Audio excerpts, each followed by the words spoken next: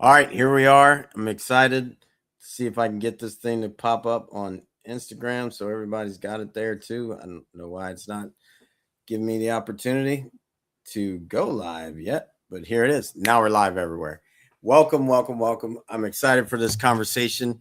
How does religion play a part in being a man?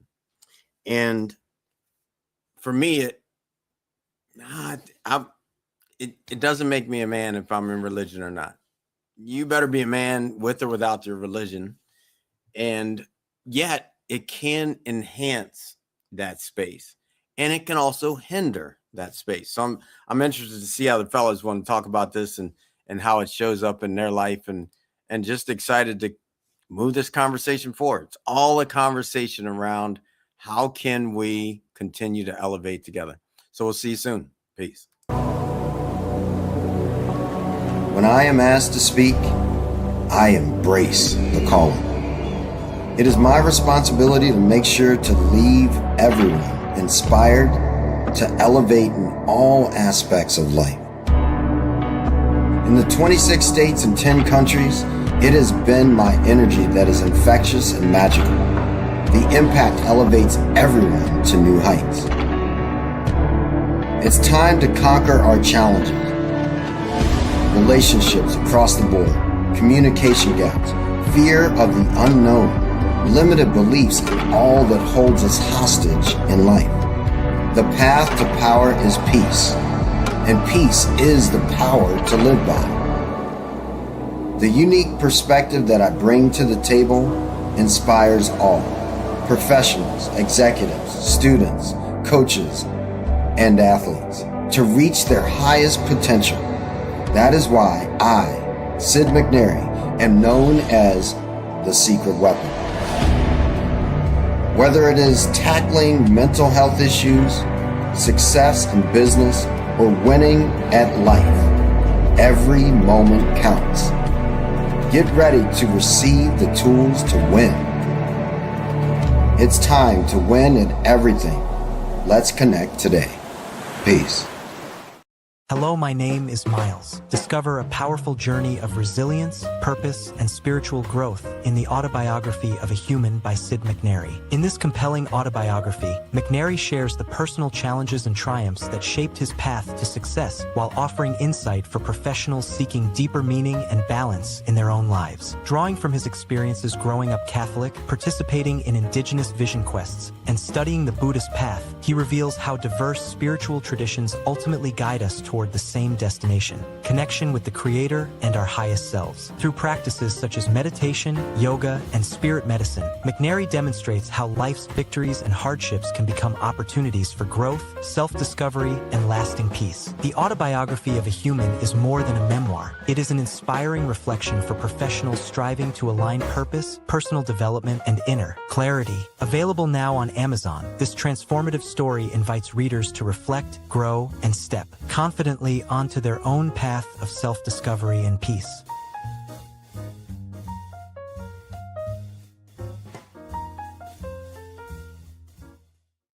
All right, we're here. I'm going to pop everybody up. Welcome, welcome, welcome. And welcome, Coach Corn. What's going on here? Oh, somehow we lost Coach Corn. That was my extra. Why is this an echo? Yeah, he was here and then he slipped out. So we'll see if it comes He'll jump back in, I'm sure. Yeah. Awesome. So yeah, it's great. It's great to be here with everybody and you know something that's been big, and I want to just kind of get clear on the fact that one, I got rebaptized a couple Sundays ago. Congratulations. Thank you. I've been to church, and I'd still say no, religion's not going to make you a man. Like I've been to church the last, I don't know, 3-4 months, whatever it is, and which is interesting because even as I talk to the lead pastor, and he's like, yeah, you know, after the baptism is going to make you a different leader at home. And I just kind of smile and I'm like, no, it ain't. It's not going to do that. And then he goes, actually, it's not. I already see you're a leader. I already can feel it. I know it just in the response, of no response. And it's interesting to me because as I look at it, it actually can do quite the opposite. It could turn you very passive, take you away from truly living into God, and becoming one with God. So, yeah, I'm just curious how it lands for you all. Yeah, anyone, go for it. I mean, I guess I can grab the stick first, unless anybody else wants to jump in. I think that you're right. I think it could improve, it could help you, and it could hurt you, because that whole thing of God will provide. I go back to the term that God helps those who help themselves, and we've got to be an active participant in our own salvation, so to speak. Yet sometimes when people lean too much into the religion, they think that all they got to do is pray and everything comes to them, right? Just like law of attraction, you say you will put it out in the universe, but if you don't get up from the couch, you'll never hit the lottery, because the lottery ticket isn't going to blow in by the wind through the window and land on your lap. Not saying that you're praying for the lottery or anything else, but I'm saying is you've got to take action towards whatever it is that you want, because whatever you want from God, God wants for you, but you've got to step up. It's like that poem, and I didn't prepare for this, but it's like that poem that says, God, I asked God for strength, and he gave me opportunities to be strong. I asked God for courage. He gave me opportunities to be courageous, right? I asked God for strength, and he gave me opportunities to be strong. All of those things. Right. So it's not just what you ask for, is you've got to lean into it, and you've got to live, you got to walk your walk, and you've got to be an active participant in that. So to your point, yeah, it could help you and help you be a better man. It could also make you more passive, and it could also make you a little indignant, perhaps. It all depends on who who you are as a person, and who the leader that's guiding you is as well, because we all know that there's plenty of charlatans out there that claim to be pastors and priests in every religion. Right. There's radicals and nuts in every religion. But I think that for me, I was brought up Catholic. I'm probably more Christian than I am Catholic, but I'm certainly more spiritual than I am anything else. I think that if you live by the golden rule and you believe in a higher power, whoever you choose that to be and what you choose to call him, I think that there's only one God. What everybody chooses to call him by name is their own choice, and however they choose to worship. So that's how I kind of consolidate religion. But I think that it plays a pivotal part in who you are, knowing that there is something beyond you. There's something, an intelligence stronger, and that we didn't just happen by accident, that there is something after this life. And I think that it's important to live your life the way that you want to be remembered, to be an example and not a warning, and do the best you can. Right? Leave this world and everyone you meet, hopefully a little bit better than you found it. Awesome. Appreciate that. I like that, Tony. I like that. And I would piggyback in regards to what you're saying. There's a difference between religion and relationship. Many of us grown up, with religion, but never really developed a true relationship with God or with purpose, our discipline and self-awareness. And as stated, and you stated, it can go both ways. And I have tend to find, based off my experience, I grew up Baptist, Pentecost, learned about Muslim, Islam, Protestant. And when I got of age, I started doing my own research. And one thing I realized, we often inherit these traditions and not really understanding why we believe these traditions. So when I started doing my research, it gave me a whole new outlook on religion. And we have to embrace it and really look at the historical content of it. Religion is man-made. Now, it does have some, in my opinion, it does have some things in it that plays a factor in regards to relationship with God. But the confusing thing that has been for me is, if one of the original books, which is the Ethiopian Bible, that has more than 88 books, why do we have this watered down version of the Holy Bible that has only 46 books? So books that's missing or omitted for whatever reason can change up the whole narrative. And I use it as an analogy. Just imagine everyone, I think, has played the game Monopoly. If you was only given those rules of Monopoly, not knowing there's other rules, it changes up the whole game. So it goes back to religion. Are we using religion for ourselves, or are we actually having a talk and getting more of a relationship with God? And I'm gonna just leave it right there. Okay, I'll jump in. I'm going to take a little bit of a different spin on this. Once in a while, I do that. So I just want to say that for me, religion is not just beliefs and rituals. It is a meaning system that tells us who we are, what matters, and how we should live. So for men, religion often becomes one of the core scripts and teaches us what it means to be a man. You know, what strength looks like, how we relate to women, how do we handle power, and how do we deal with failure. So I want to take a little different spin on the question and say, the real question really, what kind of man does your faith invite you to be? So I'm going to jump in real quick. Say that question again? The question I have is, what kind of man does your faith invite you to be?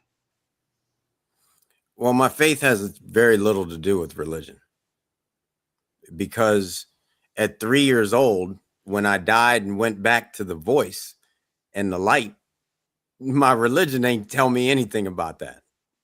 Like nothing. I grew up Catholic. It didn't tell me anything about that, let alone, if anything, they kept trying to disconnect me from that. Because I would go to church, and it took me till recently to realize, oh, when I drift into that space between sleep and awake, it's because I go back. My religion ain't tell me anything about that. And it happened in those moments because I felt safe. I was at peace. My religion ain't teach me anything about the real makeup of Sid. And yes, I got baptized again for the 4th time.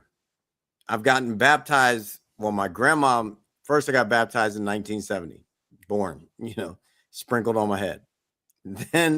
Then I got baptized again with my grandmom, maybe after my first Vision Quest. Yep. And then again, when she gave me my native name, He Brings Peace. And then again, recently.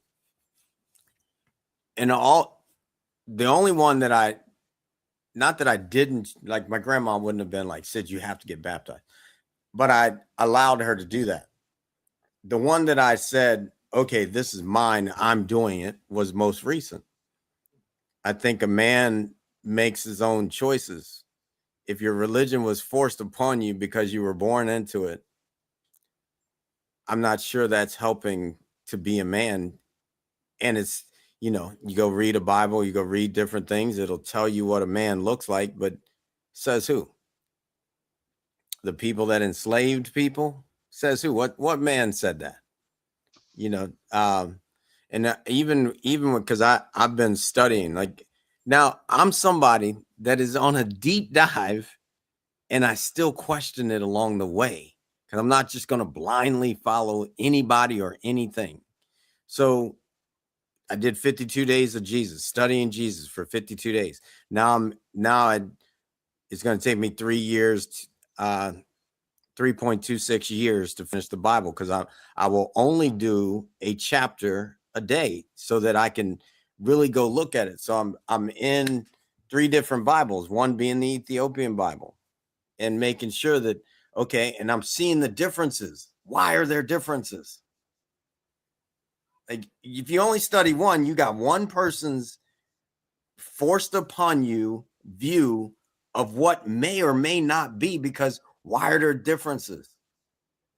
Like, to me, a man has the ability to sit back and research and ingest without reaction, and then steps into what's next.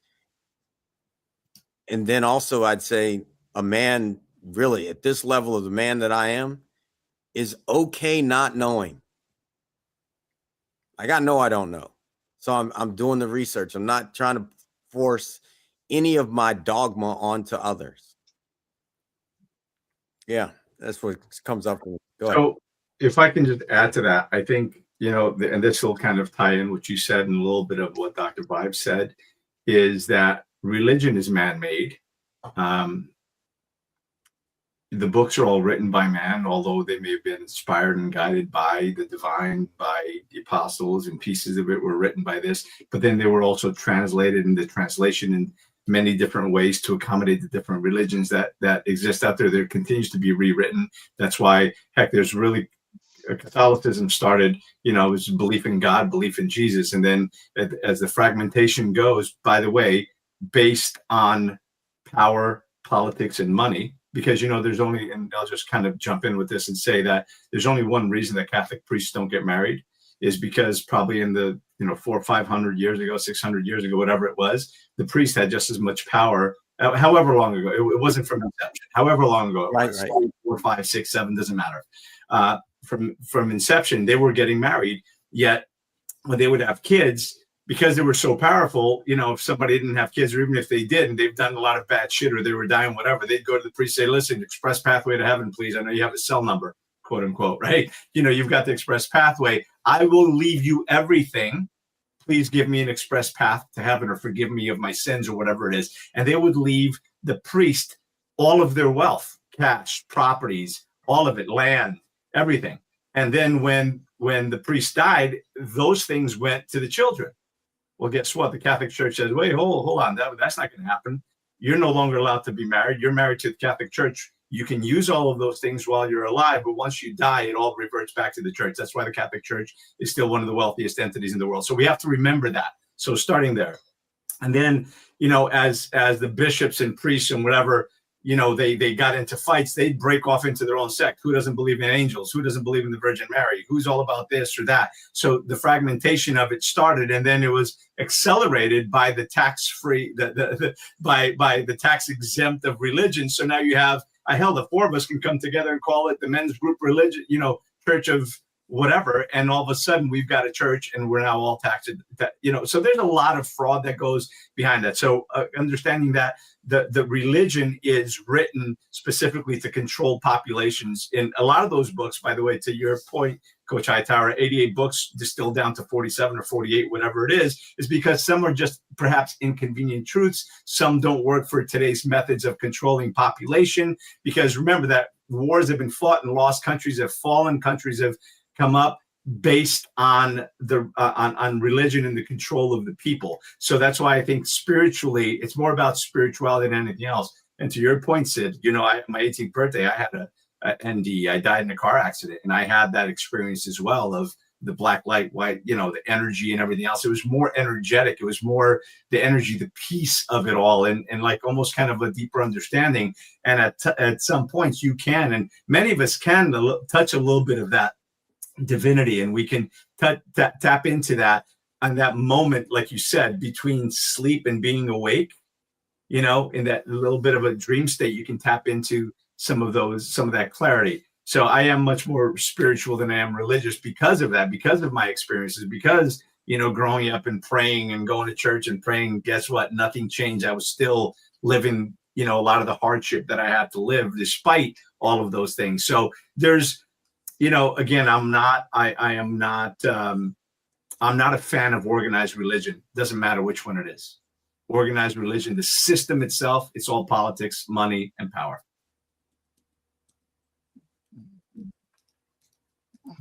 It is, and it's actually a form of control. And I think we all can agree as partners, men, that religion is made into control. I heard something came up in regards to slavery, and I'm not for sure if you all recall, but there were many movies that talks about that. And one of the latest ones that stood out for me was in 2016. They came out with The Birth of a Nation, and The Birth of a Nation, it was directed and starred by Nate Parker, but Nat Turner was actually built around the enslaved pastor who led the 1831 slave rebellion. However, he was forced to preach what the slave master wanted him to preach. And actually going to Africa, tracing my lineage and going there and seeing how they had the church on the island where they was actually kidnapping the slaves, making them go to church. And it goes back to programming. They was programming religion upon them. So it's a form of, definitely a form of control. And it's all around the world, all around the world. So for me, and I'm speaking for me as Coach Hightower, my importance is having that connection with God, still understanding religion, but not letting religion dictate to how I move. Well, I got a question. I got a question for all of us here. That where has religion helped you become a better son, partner, father, or friend, and where has it given you cover to avoid accountability? Well, it hasn't for me. There has never been a cover. Okay. Because I already knew that there was something bigger than the words in the book. Like, and then we rewrote the 10 Commandments when I was in college. So to knowing that they were teaching something that we didn't even want taught. Like, we knew thou shalt not kill. You just taught a baby to kill and it didn't even know about killing. So why didn't it, if the Almighty is writing this on a tablet, why wouldn't the Almighty say, help everybody live well? Because something was already creating the opposite of that. So I already knew, I'm not playing with that. Like, yet I don't own a gun. And I've lived in state after state after state where guns are legal.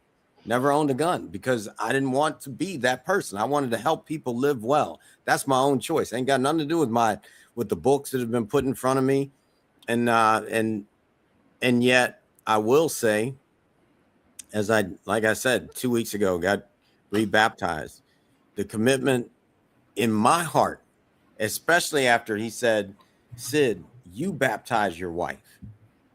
After I did that, it elevated everything about our relationship. It was just like, even though we have an absolute dream relationship, I dreamt of this relationship I have with Liz.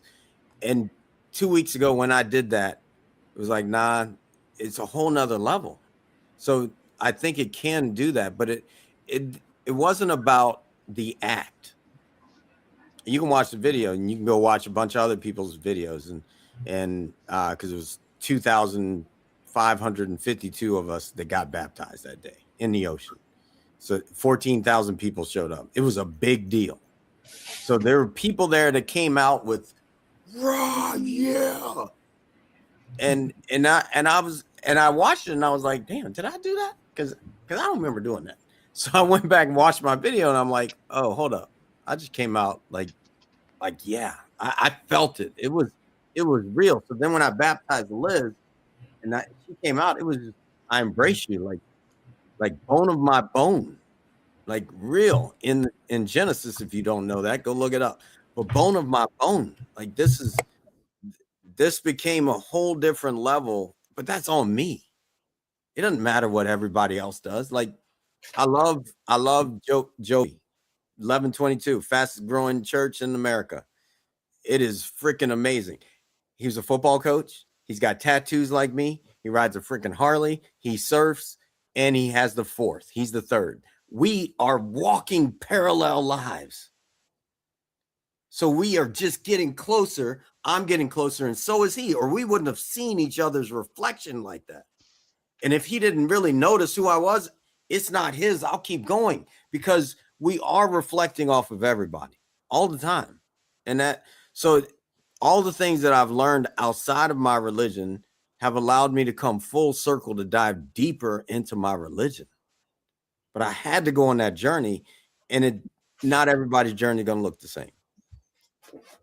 Yeah, I love that, Sid. And you don't have to shout and scream. Everybody has their own experience. I found that people that react that way, it's more for the attention than it is for anything else. That's just one. And then just a tiny little bit of humor. You know, you said that God would have put that on the commandments when he carved it in stone. Monty Python had a skit where, you know, Moses is walking off the hill with 3 tablets. He dropped one and broke it. So maybe there's other stuff.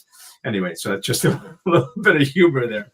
But going back to what we were talking about, I agree with Sid. There is no cover. You know, I'm not going to use religion as an excuse for having done something. If anything, maybe not done something, right? I haven't done something wrong because I believe that that's a wrong thing. So if that would be a cover, so to speak, but that's not a cover. That's just the way it is. I don't think I've ever done anything wrong and hid behind the Bible or the religion to have done what I did, and again, there are some religions that do that, right? That they do bad shit in the name of whatever. And that's not to say that the Catholics and the Christians haven't done that in the past as well, but that's the ignorance of the person, not of the book, so to speak. Again, some religions are more peaceful than others. We're not going to get into that unless you guys want to. But I think that my spirituality, probably more than my religion, but perhaps my religion, because I grew up that way. So it was kind of, you know, I was born into it and I was bred into it and I was beaten into it at times or whatever it is. So it's obviously guided my life in a large way. But I think that it has made me a better father. It has made me a better man, better husband for being God-fearing, so to speak, to know that at some point, you know, there is accountability to our actions, right? And I think that there's a certain responsibility to not just be a good man, but to be a good leader, to be a good husband, to be a good father, to be a good example. So again, so that you're an example and not a warning, because there's an old saying that was old saying, probably from the 80s, like, what kind of world are we leaving our children? Well, I love the new adaptation that I probably heard 10 or 15 years ago, and I started sharing it, is what kind of children are we leaving our world? I think the number one thing that we as men are here to do is to create better people and to create strong men that are God-fearing, that are respectful, and that have honor among them, right? And I think that that's a really important part of us. And it's for us to defend the women, children, and those who can't defend themselves, the elderly. That's where I think that we need to step up, stand in as men in our faith to do that. I think that is a big part of our calling.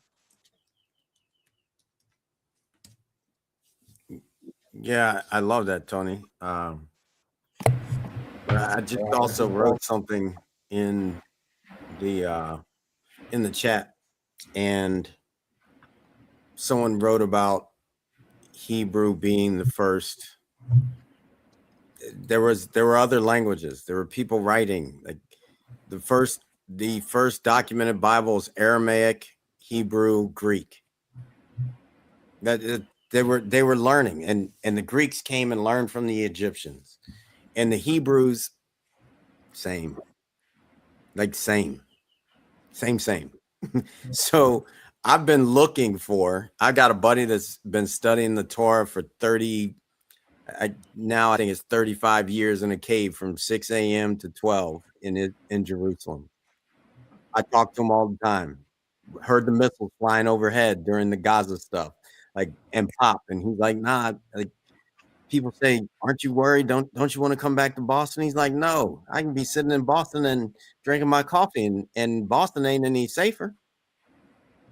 But he knew the missiles, everything. We talk all the time. He's one of the guys that we sent when we should have been studying, rewriting the 10 Commandments. And so we talk, and what's interesting, because I called him one day and was like, Chuck, man, hey, is that Torah? Is that the original? He's like, no. He said the closest I've gotten, because we started going down the rabbit hole, the closest he's gotten is the Ethiopian Bible. He said the Ethiopians have the original. And he's been studying it in the cave for 35 years. Most people aren't that dedicated to this thing they call their playbook. Here's one. I got this playbook, and I got the Bible. Quantum Sutras of Quantum Living. I got that one. It's my playbook.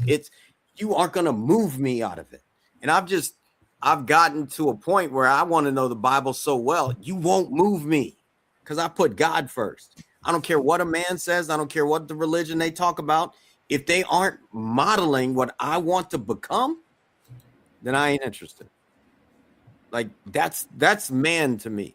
Like, I will say 1122, you can look it up. This cat, he looks older than I am. He doesn't even know. I got him by a few years, but he's living it. And he's like, if I stand up here and deliver this for you on Judgment Day, I will be judged harder than you because of the words he's pouring out to people. He has to live it. And that's what's ignited me, like on another level, to be different from my wife, to be different from my neighbors, to be different, period, always in me, is because I know as I choose to put God first, I'm judging myself harder.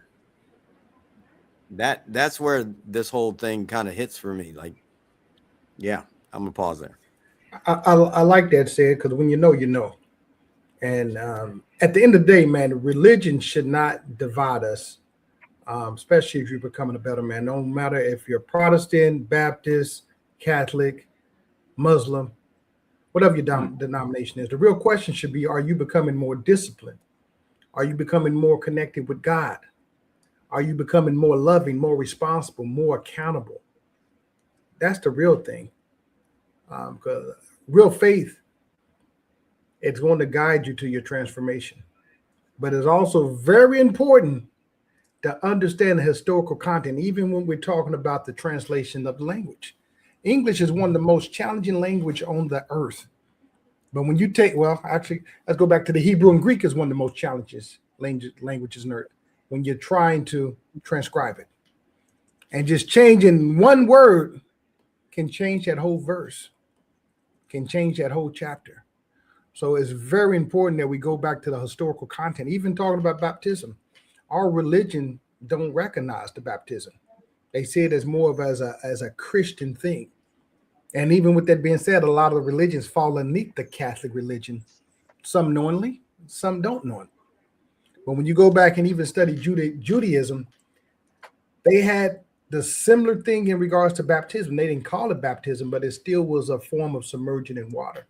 So this historical content is very important, because living here in the Western world, and I had the privilege, thank God, of traveling more than 15 different countries. America is kind of like the copycat. They can take things, reinvent it, and resell it to you, and don't understand the actual true intent of it. Even the foods here, we have pretty much adopted all the food from across the world and kind of made it ours. I remember my first experience in going to actually France last year with my wife. Never cared for tiramisu until I went there and had tiramisu there. Completely different. Even with some of the religion and some of the fraternities and sororities, and even some of the secret societies that we practice here. Are we really practicing it the right way? Or are we just copycat?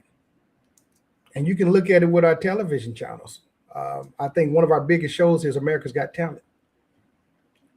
That was actually created over in Britain and resold. So a lot of things here in the Western world is duplicated, you all. So it's very important that we understand the historical content, because once again, religion is another form of control. And here in America, man, we're good at propaganda and marketing. By the way, tiramisu is Italian, not French, just for the record. So they copied it from the Italians. For the record, and I'm not Italian. I'm just saying. And to your point, you're right. Religion shouldn't divide us, except the hierarchy of the religion, of many religions, do want to separate us by that. The top of the Jewish religion, it's very much about either you're Jewish, we're the chosen people, or you're whatever. So, and I'm not talking about your Jewish neighbor, your Jewish friend. I'm talking about the hierarchy of it. And those who are really radicals, by the way, a radical of any religion is a freaking whack job in my book. Doesn't matter which religion you're at. Christian, Catholic, Jewish, Muslim, whatever it is. I think the radical of any radical on one extreme or another is a nut job. So I think that like I said, in the Jewish religion, you're either the chosen one or you're not. And everybody else is the goyim or whatever the heck they call them. In the Muslim religion, we're not even going to get into that. They do preach violence in a lot of ways, and either you're with us or you're going to pay us for safety, or we're going to kill you. So that's not a religion of peace. And you know what? Maybe somebody can come on here and explain it to me a little bit differently. But from what I've read, from what I've seen, from what I know, this is what I know. And again, I have lots of friends that are Muslim, and they're not violent people, and I love them. Yet I'm not going to go to a Muslim country and try to embrace everyone because I know they're not going to embrace me. And there's a whole political aspect of it in Europe here, things that are happening that are really disrupting, society, and a lot of the takeovers that are happening. They are takeovers, whether, again, not to get into politics of it, but we all know that this is happening. If you don't, by the way, not you guys, but anyone who's listening, if you don't think that that's happening, you need to really kind of open your eyes. As a matter of fact, somebody in the chat that happened to be Muslim said, including my religion, that they preach that. So again, there are differences, and I do think that it should unite us more than divide us. And it's like I said in the beginning, the way I reconcile all religions is there is one God. Wherever you choose to call him is what you choose to call him, because a chair in English is chair, in Portuguese it's a cadeira, in Spanish it's cadena, and in French it's a chaise. It's a different name, but it's still the same thing, right? So that's how I choose to reconcile things. And I do believe that there is one God, and I don't know what his name is. I have my version of it, but do I know that I'm right or wrong? I just know that it's an energy, it's a wisdom, it's something much bigger and higher than all of us, right? And you got to respect and honor that. And the only religion that I don't really respect is atheism, because if you think that there's nothing out there, nothing that created this, then I'm sorry, but you need to think about it. That's like believing that a dictionary came about because of an explosion in a letter factory. No, that shit didn't come together, right? The miracle of life. Everywhere you look, life is a miracle. Look around you. Go outside. Just see the little insects and how everything works synergistically. Look at a beehive. As Sid knows, I'm a beekeeper, and I'm really big on that. And just understanding, looking at a hive and how the hierarchy of it all works, and the magic and of just watching that and seeing nature play out, and everything that comes out of a beehive that can help us as humans and help. It's amazing. So none of this happened by accident. Whatever that engineer, that science, whatever you want to call, in the sky, or wherever in the ether, or whatever you want to believe, I believe that there's certainly a higher power in this. None of this happened by accident. And I want to add something to that before Dr. Vibe come in. And what he said, Tony, you said you don't want to get into politics, but I must ask this panel. Oh, I go in all the time, by the way. It's not that I don't want to. Sid knows I'm all about it. I just, because of this platform, I wouldn't jump into it personally. But okay, and I want to ask this platform: is politics and religion, are they really separated? Not It's really. supposed to be a separate church and state, Nope. but is it separate? And less today than ever before. So we have to talk politics. Or politics and religion is what's driving this thing. If so, we wouldn't even follow the Pope the way we follow the Pope. But the Pope actually helps make political decisions, even though it's supposed to be separation of church and state. It's not. So we can't just say we can't talk about politics, because it's in the devil's in the detail. Yeah, and the guy the Pope that's there now is a freaking joke. Of course, he came from Chicago, but he's a joke. He stays silent when Christians and Catholics are being slaughtered in other countries, but then he jumps in and says that America needs to open its borders. Screw you, sir. I said it out loud. That can be argued both ways. We're murdering and slaughtering here in the Western world. So you're right. Again, a lot of atrocities have been committed by every religion on the planet, except maybe Buddhism, but who knows? I don't know enough about it. But atrocities have been committed by the sheiks, by this, by you name it. Atrocities have been committed by it. Well, hopefully, evolving as a society, evolving as humanity, to be able to maybe better understand and have a little bit more respect.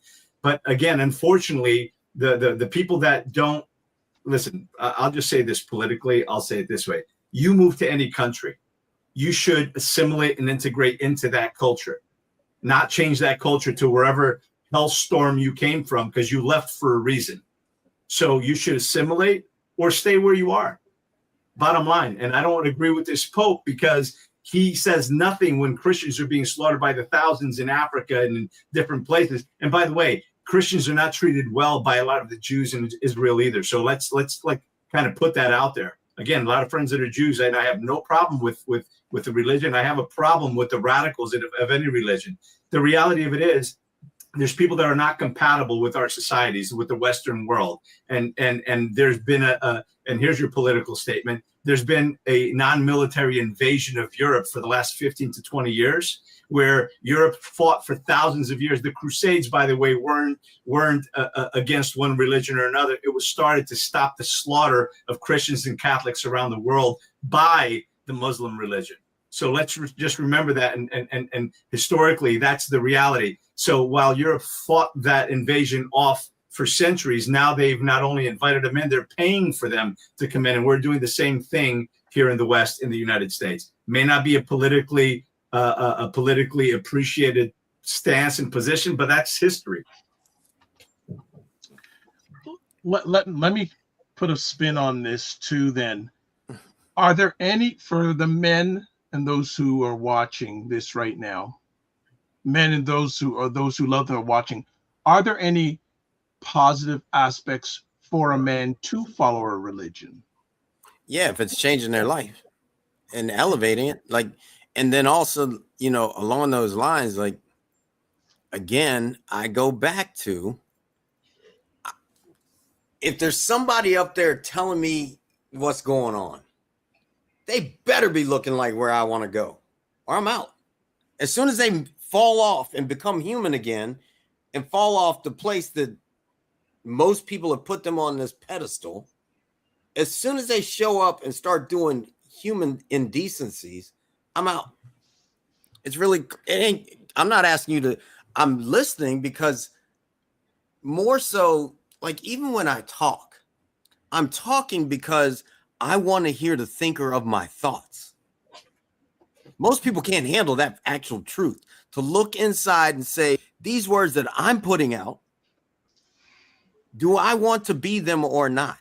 I look at, you know, some of these comments from the guy talking about Auschwitz and the Hebrew stuff and all these things. And did Native Americans, what they did to Native Americans, like, stop. You don't know what they did, probably. Really, most people don't have a clue. Like, okay, most people know about one Trail of Tears. Do you know about the second one? Like, so stop, because you're probably coming from a limited view. Even myself, and I am Egyptian, Native, French, Scottish, and I still don't claim to know it all. I would never walk into my 586 tribes that I serve on the board. I actually don't say a damn word. They sit there and say, Sid, we would like you to speak. I don't say a word because it's 586 tribes that are living on the reservation that I don't know, but I serve on their board. Stop thinking you know anything. As soon as you think you know something, you just cut off the universe. Because none of us know. We know at max. Can you even see it? The tip of the pen? I don't even know if we know that much. I don't think we do. You've heard me say this before, Sid. The only thing I really know is that I don't know what I don't know. That's all I really know. Because keep in mind that what we know today, or what we think we know, we were taught by a system that was programming, to Coach Hightower's point. So we're told what we're told, and we don't know what's actually true, what's not. We don't know how many people actually died. We don't know what really happened because we're only hearing a one-sided perspective. Hell, you have revisionist history happening in the last 10, 15, 20 years, everybody trying to change everything the way things are done. Hell, recently, you know, it's been said, and I don't know, I can't justify or prove it, 6 million Jews killed in Auschwitz and in other concentration camps, but it's been said that there were no more at the time, more than 2.8 million Jews in all of Europe. I don't know if that's true or not, but there's a lot of information that's floating around, and we don't know what's true, what's not. I only know my lived experience and what I believe to be the truth. And then I keep my ears open to listen. And because a sign of intelligence is being able to change your opinion when presented with new evidence. Of course, that evidence may or may not be true. It may or may not come from a good source. And by the way, you can look up whatever you want on the internet. If you're a flat earther, you believe in flat earth, or you look it up, you're going to find articles and things that are going to prove that the earth is flat. You're going to go to other places and say the earth isn't flat, you're an idiot. You're going to go to other places that you're going to see the proof that it is, and you can see the curvature of the earth if you're high enough if you're on Everest, or if you're high enough in an airplane, you can actually see the curvature of the earth. So you know it's not flat, or I don't believe it's flat. But my point is, whatever your opinion is, you can find justification for it on the internet. So don't come to me as an internet researcher and tell me, oh, but I found this. Okay, that's fine. But the reality of it is, we don't really know what is true if we didn't experience it. We weren't here 400 or 500 years ago, 300 years ago. And Well, I can tell you that I have experienced the power of Jesus Christ. Like I just have. Like I've experienced it in the water. I'm comfortable saying that. Well, I know it was my imaginary friend at 3, but when I went to talk, it seemed like it was something else. But I actually, at this point in time, like after the baptism, the next day, I went and laid hands on this lady because we were in Bible study, and she had, when they put on that event, 3 people, there are 3 finance people in the main office, all had major car accidents. Like, why, I don't know. But they said every time they ever do anything on that magnitude, a whole group of people in their church get sick, or in this case, it was the accident. And I laid hands on her and said, all right, yeah, Jesus, come on through. Her back was gone like that. Like it was just over. When I try to do it myself, I'm the one with the back problem. so I'm just okay knowing, all right, something bigger's there, and it's a good thing, you know. So I don't need to get hung up so much on, is it this religion, is it that religion? Like I'm really clear on living Buddha, living Christ. Why? Because I've studied Buddha. I actually have his original book written not in Hebrew, in Sanskrit, on animal skins. Like I've seen it, I've held it, it's right behind my house. And it says in the book, wherever you find this book, you will find the next Buddha. That's the first thing it says. So this guy brought me to the book because he's like, Sid, can you help me with this book? And I was like, I don't know. Maybe all these monks can. They gave me this award. So I text, what's his name? Rinpoche, one of the Rinpoches. I texted him and I said, hey, I texted like 30 guys. Only one of them got back to me. And he was the one that was in the middle of the Himalayas walking for 24 days. He had walked 24 days into the Himalayas, no Wi-Fi possible, and says, Sid, how did you get a hold of me? I don't know. What do you mean? Like, I'm thinking, well, you're in Tibet. We're good. I texted you. That's how I got a hold of you. He's like, no, I don't have Wi-Fi. How are you talking to me? And how can I help you? And like, he sent me like 100 pictures to verify that he had been on this walk. And I'm like, all right, I'm trying to get this. Do you know what this book is? He said, yeah, I know exactly what it is. How'd you get that book? That looks like the original book. How'd you get that book? And I'm like, what's behind my house? And he said, oh, let me send you, because everybody in Tibet knows the original book by heart. See, they're different. They don't want a book. They want to become the book. If you take the book from them, they all pass it on and memorize it. The Sutras of Great Liberation. So he translates it. I get it. When I got to the back of the book, I realized, oh, okay. I heard my grandmom say this in passing. Jesus went to study Buddhism. I heard her say that in passing, and I just kind of let it go. But then in the back of the book, Jesus was a Buddha because his energy got so strong. That's why I say living Buddha, living Christ. He was a Christ consciousness. He became that, which then causes everyone that's ever connected to him to start to wake up. That's what the book is actually doing, because he did that. So myself or anybody else that's like, that's my Lord and Savior, that's because he was meant to awaken those people. And I'm not one to get so caught on, does it need to look like the way men say it? Hell to the no. No, because if it did, then that would be the only way. It's not the only way. Even though he says, I am the way. But when he says, I am the way, most people are not recognizing what that really means. And I'm not even going to say it here on this thing, because when he says, I am the way, if you know the depth of what this is, how to live it, not what to live, how to live it. If you know what that is, you'd be saying it all the time, and you'd become the way. Like that's real. I like that. And I like to add to what both you gentlemen stated, Tony and Sid, in regards to not knowing everything. I had the pleasure of learning from the late great Dr. Sebi's family. And one thing that Dr. Sebi said is you will constantly contradict yourself the more you learn. And the more I start to unravel things and start to learn things, it is a contradiction. For example, people will ask me, is broccoli good to eat? Well, that can be very subjective. It just depends on where you're at in your journey and where you're in your life and how do you view things. But you will constantly contradict yourself. Sid, I want to just acknowledge you, man, for having such humbleness. As you said, you was with more than 500 different nations when it comes to the Indian tribe that has been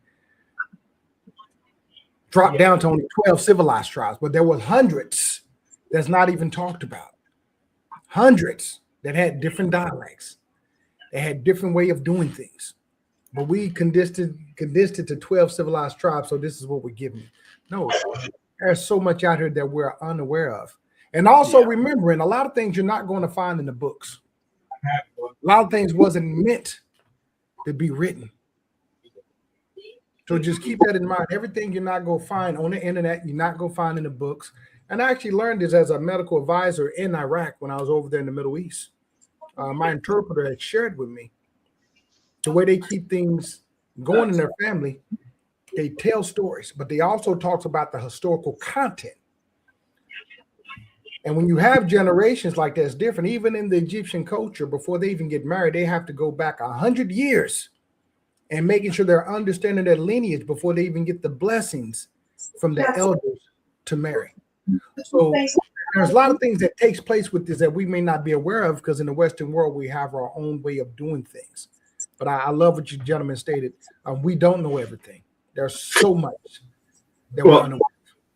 And it's something you said, and I've heard it this way as well, is the more you learn, the more you realize that there's so much to learn and you can never learn everything, right?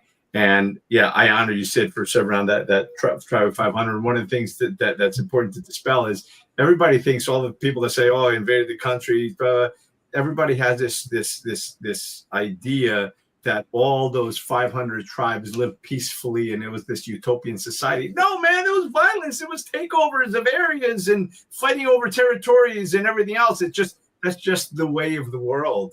And again, I just hope that as we evolve as a civilization, that we kind of walk away from that. And that's why that's the biggest threat that we're facing today, is that, the Western world is shaking right now because of a lot of the instability that's coming from people that don't share the same cultures, that don't share the same belief systems and everything else. And again, it's an important thing to pay attention to. And we need to be strong in that, because the enemy right now is strong. Just like to say the enemy of good is evil and the evil is strong. Well, we have to be strong, right? In our faith, in our courage, in our conviction, in our patriotism. We need to stand strong and not fold because somebody's feelings got hurt.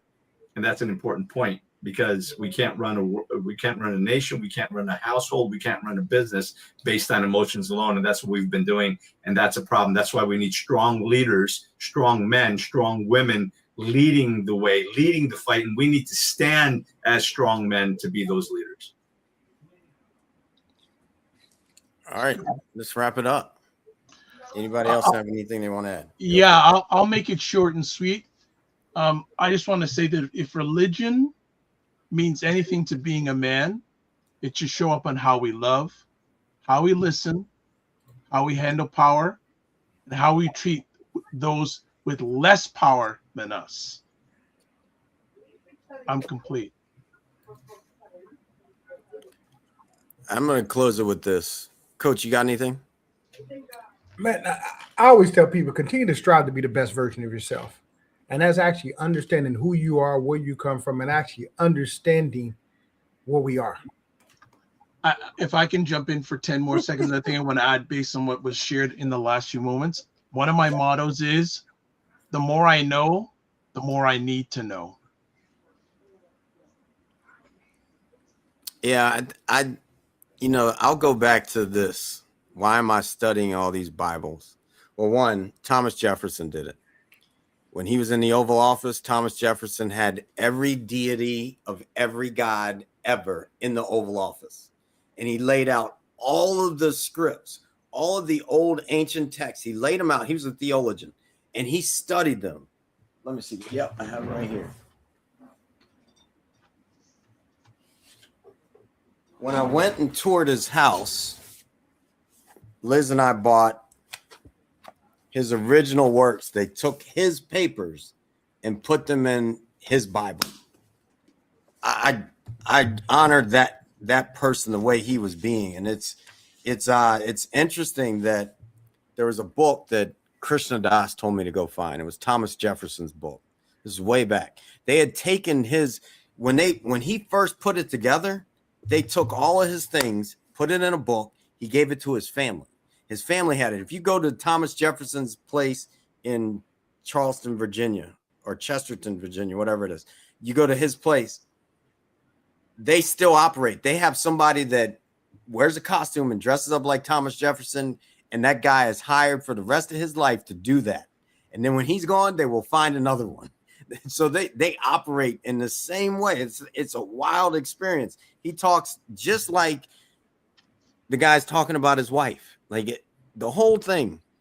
But what's amazing about it is he went through and he said, okay, what are the dates? Where do they all line up? Where are the dates? Where are they happening? And then he went back and he said, okay, there was someone. You can go look at in the American Indian culture, there is what's called the peacemaker. Well, guess what? If you go look up the peacemaker, you can go do it yourself. When you go look up the peacemaker, you will find the story of Christ.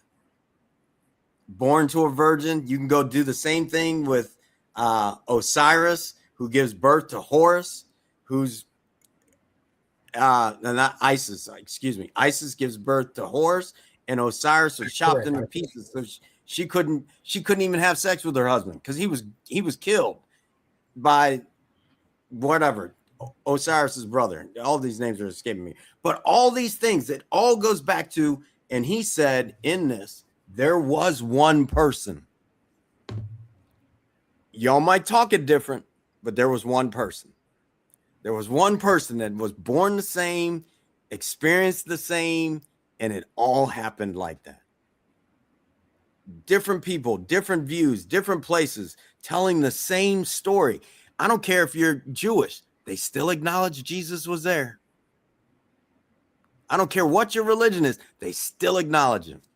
I don't care what you want to call him. You can call him Yeshua. You can call him Jesus. You can call him Christ. There still was.